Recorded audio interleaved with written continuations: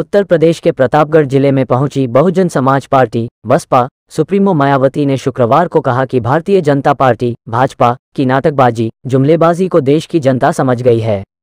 अब जवाब देने का समय आ गया है। इस बार भाजपा की सरकार बनने वाली नहीं है। प्रतापगढ़ संसदीय क्षेत्र से बसपा के प्रत्याशी प्रथमेश मिश्र के समर्थन में विश्वनाथगंज कस्बे के पास आयोजित चुनावी जनसभा को संबोधित करते हुए मायावती ने कहा कि ब्राह्मणों पर सरकार ने बहुत अत्याचार किया है। इस सरकार ने गरीबों, मजदूरों और व्यापारियों का जीना मुहाल कर दिया है। चुनावी घोषणा पत्र जुमला होता है जिसे कोई भी पार्टी कभी भी अमल में नहीं लाती है। इसलिए हम चुनावी घोषणा पत्र में नहीं बल्कि काम करने में विश्वास नहीं करते हैं। उन्होंने मोदी सरकार पर हमला बोलते हुए कहा कि जिनको भी मुफ्त राशन मिल रहा है उसे मोदी सरकार अपनी जेब से नहीं देती है।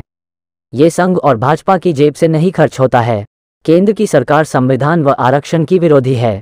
मायावती ने कहा कि बसपा बिना गठबंधन के दमदारी से चुनाव लड़ रही है। बसपा ने सर्व समाज की भागीदारी टिकट बंटवारे में करते हुए सबका सम्मान किया है।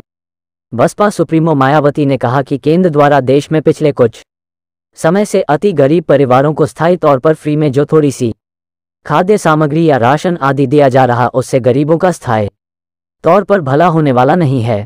उन्होंने कहा कि जब भी चुनाव होता है तो बीजेपी एंड कंपनी के लोग गांव-गांव और शहर की बस्तियों में जाकर जो गरीब लोग हैं उन्हें कहते हैं कि बीजेपी ने आपको फ्री में राशन दिया है, आप इसके बदले बीजेपी को वोट दीजिए। ये बिल्कुल सही नहीं, बिल्कुल गलत है।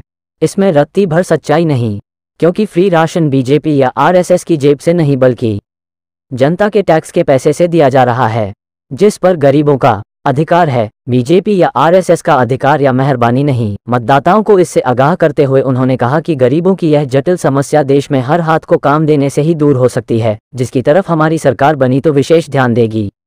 कहा कि देश में तेजी से बढ़ रही महंगाई, गरीबी और बेरोजगारी से जनता दुखी और परेशान है। सरकार बनी तो आर्थिक नीतियों में तब्दीली कर इसे दूर किया जाएगा।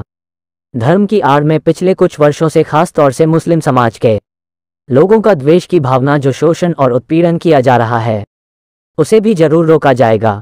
कहा कि जब यूपी में हमारी सरकार थी तो इस दिशा में हमने काफी कुछ करके दिखाया है।